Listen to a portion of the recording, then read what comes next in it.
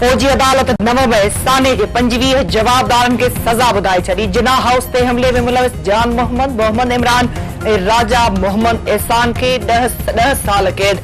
Punjab regiment centre Mardan हमले में मुलविस अनवर खान के 10 साल। TPF बेस मियावाली ते हमले में मुलविस रहमतुल्लाह के 10 साल कैद। बनू कैंट हमले में मुलविस मोहम्मद आफाक के 9 साल।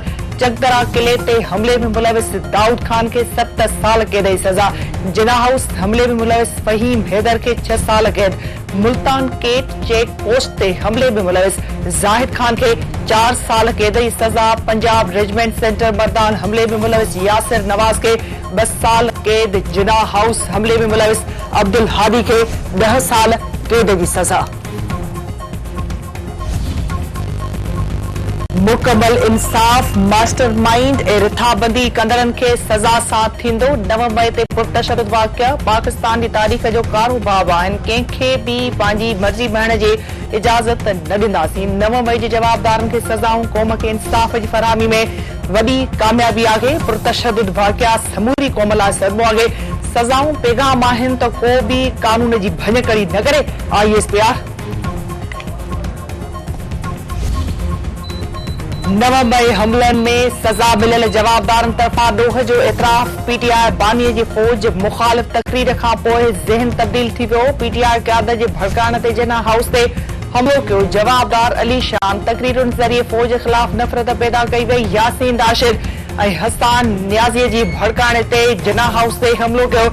जवाबदार दाऊद खान। जिना हाउस ते हमले जी रिथाबंदी यास्मीन दाशिर जी क़यादत में सरजमीन पाक में कई वई। मोहम्मद हाशिर 9 मई ते तहरीक इंसाफ क़यादत जिना हाउस ते हमले लाइ भड़कायो मोहम्मद आशिर खान। 9 मई ते मुल्क लाइ कुर्बानियूं ॾींदड़नि जे यादगारनि खे ड्राहे पट कयो वियो। मुल्की तारीख़ में कॾहिं बि दिफ़ाई ठाकनि ते हमला न कया विया आहिनि। शहीदनि जा वारिस 9 मई वाक़िअनि ते इंसाफ़ घुरी रहिया आहिनि। अता तारण अमेरिका ऐं बरतानिया वांगुरु फौरी तौर इंसाफ़ थियणु घुरिजे। 9 मई वाक़िए में मुलविस जवाबदारनि खे सज़ाऊं पहिरियों मिलणु घुरिजनि।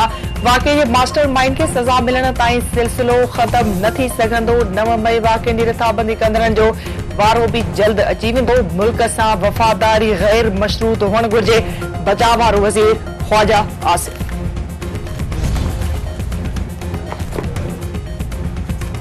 पाकिस्तान वीज़ा प्रोग्राम बाबत अमरीकी उहिदेदारनि जे इल्ज़ामनि खे रद्द करे छॾियो। परदेही आफ़ीज़ी तर्जुमान मुमताज़ ज़हरा बलोच जो चवणु आहे त पाकिस्तान ॿितरफ़नि लाॻापनि लाइ तमामु घणियूं क़ुर्बानी ॾिनियूं आहिनि।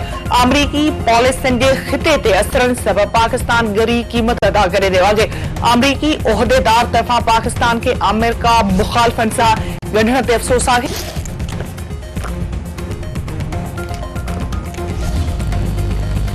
सिक्योरिटी फोर्सेस पाक अफगान सरहद ते सरहदी भञकड़ी जी कोशिश नाकाम बणाए छॾी। ख़ैबर ज़िले जे इलाइक़े राजगाल में सिक्योरिटी फोर्सेस जी कार्रवाई।